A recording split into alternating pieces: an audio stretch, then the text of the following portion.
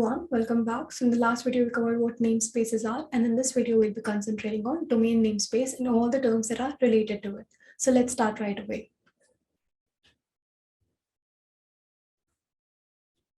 All right, guys, we are beginning with domain namespace. We are covering domain namespace. Okay, so namespaces was discussed in the previous video, and we saw that there were two ways in which we can organize our namespaces. First is flat, second is hierarchical, right? Hierarchical namespaces. Okay, so domain namespace was designed to implement our hierarchical namespaces. Okay, so this was to add the factor of hierarchy. Now, if you guys can notice, this is our domain namespace. Okay, so domain namespace is a inverted tree structure. That helps in mapping. Okay, so this term would seem justified right now watching this, that this is a tree structure, right? Now this term might be something which seems a little unjustified. You know, why are we calling this inverted? So we will discuss that later. I'll explain why we call this inverted tree structure. Okay, so in this, at the top of the tree, we have this root node. Root node is at the top of the tree. Right? This is root node. Now it has 128 levels. This tree has 128 levels, in which 0th level belongs to root and 127 belongs to the bottommost node or the deepest node that is present in this tree, right? Next up, we have certain terms that we need to discuss in our domain namespace. First term is label. Okay, so first of all, each node has a label, right? Each node has a label.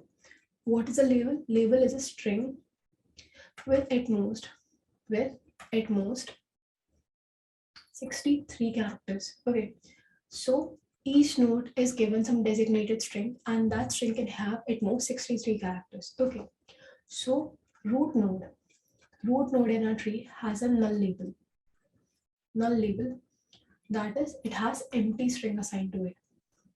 Empty string. Okay, so our labels combine to form a domain name. Okay, we'll be seeing that what is a domain name, but for now we can just have this one line in mind that labels are used to create domain names. Okay, labels combine to form domain names. Okay, so our root node has a null label or an empty string. Okay, and another point is that each node wants its children to have different labels.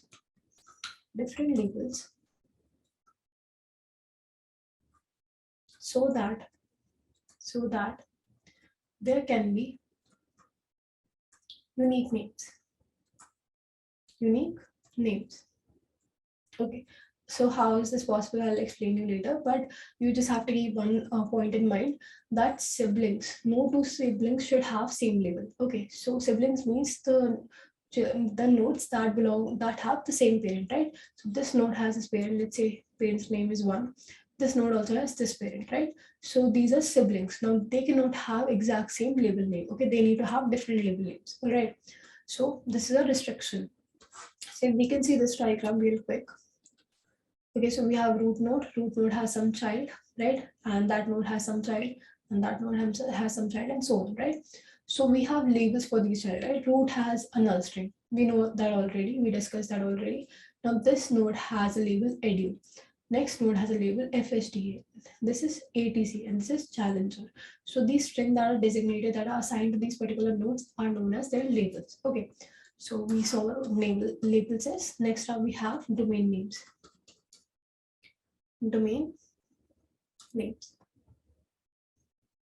Okay, so domain names are sequence of labels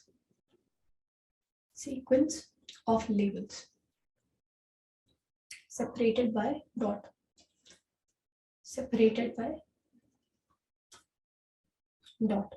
Okay, again, each node has a domain name. And one thing we saw earlier, that each name should be unique, right? So each domain name has to be unique. Okay, next important point is that domain names are read from read from bottom node to top, that is root. Okay, so they are read from bottom, that is node, and to top, that is root. Okay, so if I can show you that. All right, so here we have. So for this node, let me zoom in real quick. Okay, yeah. All right, so let's start with very first node, that is edu, right? We are starting with this node. Okay, so since this string, this label is a null string, so full domain name of each node will end with a null string, will end with an empty string. Okay, so last character would be dot, because labels are distinguished with dots, right? So we'll add its own label edu and dot, right? We'll start from this node to root. We reach the root, that's it, right? Similarly for FHDA, okay, so FHDA, then above node, above parent, that is edu separated by dot, right? Dot, what is the string of root? Null, nothing. Okay, empty string, right? Next up we have ATC, so it will be ATC dot, then above parent is FHDA, above that is edu, above that is empty string. Okay, so last character is dot again. Okay, similarly challenger.atc.fhda.edu. Okay, so these are our domain names. Now domain names are of two types. Okay, domain names are of two types. First is FQDN, second is PQDN. PQDN. DN. Okay, so FQDN stands for fully qualified domain name. Okay, and PQDN stands for partially qualified domain name. Okay, so FQDN means full domain name. Okay, so this has full domain name. This starts from node and ends at root. Okay, starts from node, ends at root. That means every time we get a FQDN, it will end with dot, because the last character in a full domain name is always dot, since our string of the root is null. Okay, so it will always end up with no dot, right? This goes from specific to most general, most specific to most general. What I mean by that is, if we go down in our tree, we are getting more specific, right? If we go to challenger, we're specifically talking about one system. ATC is, let's say, department of an organization to which the system belongs. FHTA is, let's say, call its name. Okay, edu has all the educational institutions. Root is even more general. Under root comes all the domains, right? So basically, we are going from challenger, that is, we are going from most specific to most general, that is root. Okay, so this is our FQDN, right? What happens in PQDN? PQDN has partial name. Okay, so it will start with node, but won't end at root. Okay, it will start from node, but it won't end at root, right? So last character may vary. We are not going till root. So an example of PQDN and FQDN is, okay, let's say. So this right here is an example of FQDN. Okay, so this is starting from some node, right? Starting from challenger node and reaching till root. So this is a FQDN, fully qualified domain name. If, however, I just took challenger.atc, let's assume, right? This would have not partially qualified domain name. It's not a complete name. Okay, it is not ending up with root. It is just challenger.atc. Okay, so this would have a partial qualified domain name. Okay, so when partially qualified domain name exists, okay, so let's see when they exist. So whenever client is the one that needs to resolve things,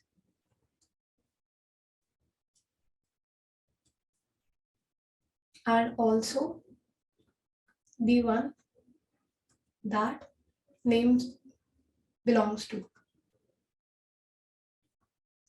Okay, suppose our client, let me go back to example. Yeah. Suppose our client was this site fhda.edu, right? And I asked this site to work as client, right? This is a resolver. Now, these terms would be clear in later videos. We'll be discussing how conversion happens. But let's say this client needs to find our uh, address of our system challenger. Okay, so if I don't give them the whole domain name and I just give them this challenger.atc domain name, that'll be enough, right? They can add their own domain as a suffix later, right? They can add that later. So in this scenario, we can have a PQDN. Okay, so when the resolver is the one that belongs to name belongs to. So this is the one resolving, and in this site only this particular system exists, right? So the name also belongs to this site and the resolver is also this site. Okay, in that scenario, we can have partially qualified domain name. Okay, so next up we need to discuss two more terms, that is domain and zone. All right, so we are starting our discussion with what a domain is, right? We are covering what a domain is.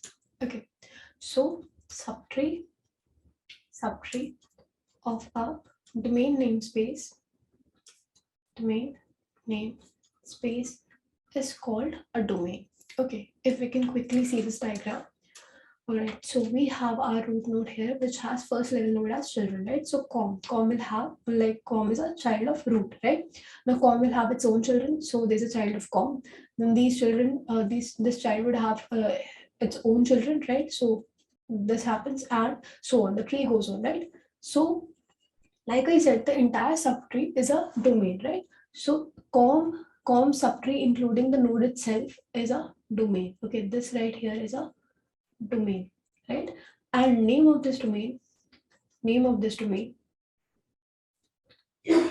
is equivalent to name of topmost node in this domain. Okay, so name of this domain is equivalent to topmost node in this domain. Okay, so in this particular domain, the topmost node is com, right? So we will call it com domain. Similarly, we'll call it edu domain and so on, right? Now, domain can have smaller subdomains as well. Okay, domains can have smaller subdomains as well. Basically, subtrees can have further subtrees as well, right? And those subtrees would be called subdomain. Okay, for example, this is part of our com subtree, right? But if we see this node only, so its own subtree would be called a separate domain, a subdomain. Okay, so this is what a subdomain is, part of a smaller domain which is part of a bigger domain. Okay, so subdomain. Alright, so this was our domain. Next up, we need to understand what a zone is, right? What a zone is. So first thing we need to see is that a domain namespace would have some information, right? It would have some information for mapping. Now this info needs to be stored. Okay, so this information can be stored in one system only, right? We can just store this entire info in one system, but that would be extremely inefficient. Why? First of all, reliability issue. If this system fails, entire thing fails. So we cannot afford that. So we are not keeping all the data in one system only. Secondly, traffic. We won't be able to handle the traffic if we're just keeping one system to store all the information. Okay. So one approach can be that keep a standalone root and divide the namespace into different domains on the basis of the first level nodes. So create as many first level nodes as possible, and each of those nodes can have a domain, right? So namespace can be divided in these domains. Okay, however, this would have been fine, but each of these domains are extremely large as well. Okay, so this was supposedly com, let's say this is org, let's say this is info, and so on, right? So on, US, IN, Okay, so even if we make this distinguishment, still these individual domains are extremely large. Okay, so we can further subdivide these domains into smaller subdomains. Okay, so that was the concept. And at each location, we'll have a server that will store some part of information. So root would store some info, then com would store some info, then here this node some info, and so on like this. Okay, so zone is what a server has authority over, or what a server is responsible for responsible for Okay, so let's take a case when our server has taken responsibility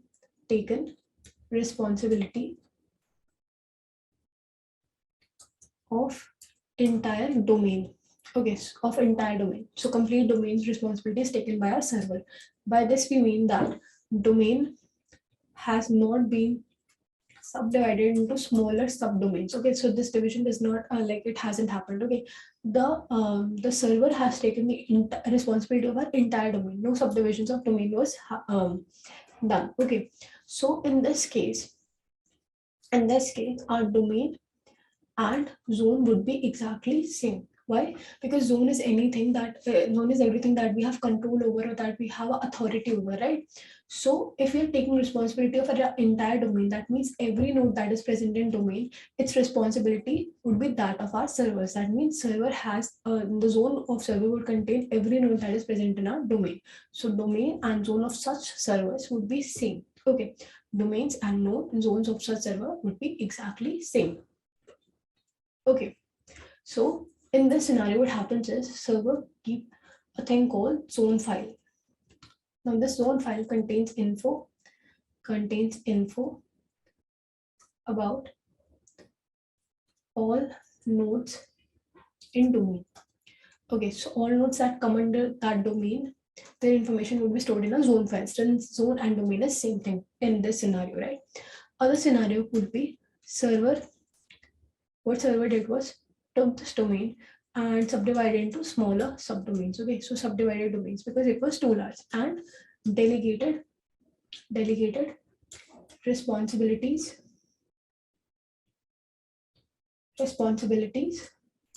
and authorities.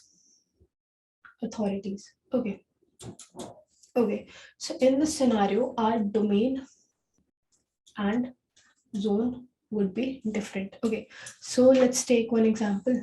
Okay, so let's say this is our CEO. CEO is looking over our entire company, which has main HR department, which has a tech department, and let's say management department. Okay, so HR has two things. HR has two things. First is personal, and second is salary. Okay, so HR has two things. Tech has dev and testing. Okay, dev and testing. Management has three people. Let's say management has three people who have been given some responsibilities, right? Now Now I'm saying personal has two people employed. Salary has two people employed as well, right? Dev has two people.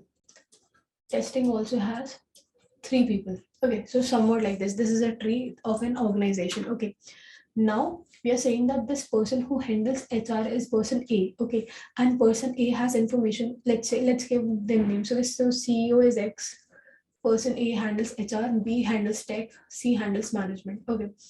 And then and then for here we have person D, and here we have a person E employed, F and G, H and I, J and K and L, and a dev has a head M and testing has a head N. Okay, and they are, let's say, PQR. Okay, they are PQR, whatever. Okay, so what I'm saying is that person A has taken the responsibility of entire HR. That means info about D, E, F, G, regardless of their departments, would be person A's responsibility. Okay, so person A has complete responsibility.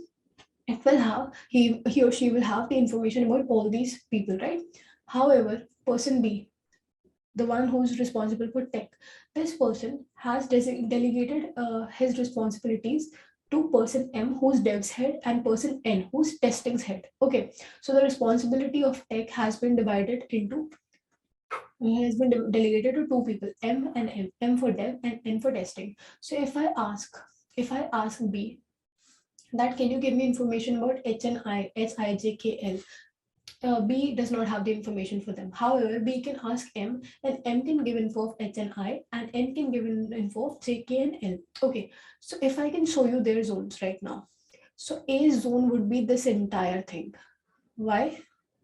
Because A has taken responsibility of his or her entire subtree, entire domain. Okay, so A's domain and A's zone would be same. Okay, now if I can show you B's domain, okay, domain. So B's domain would be this entire subtree, right? Entire subtree is B's domain. Similarly, this is C's domain. Now if I can show you A's zone, so A's zone would be exact same as A's domain, because A is performing all the because A has taken responsibility for entire subtree, right? However, B's domain is only this much. Okay, so B is only concerned about M and N. Okay, and M and N's zone are this. M zone is this, all the people in dev, and N zone is all the people in testing. So again, for M and N, the domains and the zones are same, right? For C also, the domain and the zone is same, right? But for B, it's different because B has delegated the responsibilities. Similarly, in our case, our server has delegated the responsibilities and authorities. So its zone and domain would differ. Okay. Now what happens is that server does not have information about every node that is present in a subdomain. Okay, info about nodes in subdomain would be at some lower level nodes, and reference to these lower level nodes is present at server's end. Okay, so server will have information about these lower level nodes, and lower level nodes are storing information about these subdomains. Okay, because they are the head of the subdomains. They are keeping the responsibilities of these nodes in the subdomains. For example, here our server is B. Okay, so B has reference to M and N. B has reference to lower level nodes, right? Now these lower level nodes have info about subdomains, that is H and I. M has info, J, K, and L, N has info, and so on. Okay, so this is what happens in zone. Okay, if I can show you one more diagram to make things clear. Okay, so here com, in this case, if I can zoom it a bit, yeah. So root has a child com, right? Com has delegated its responsibility into 3 subdomains. Okay, so com zone is only limited to com itself and those three nodes that are its immediate children, right? Okay, so its zone is only limited. However, its domain is the entire subtree, right? Now coming on MHEE as in delegated any responsibilities. MHEE has taken responsibility of entire domain. So its domain and zone both are same thing. Okay, so this was the concept of zone and domain. This sums up our domain namespace. All right. Thank you so much for your time.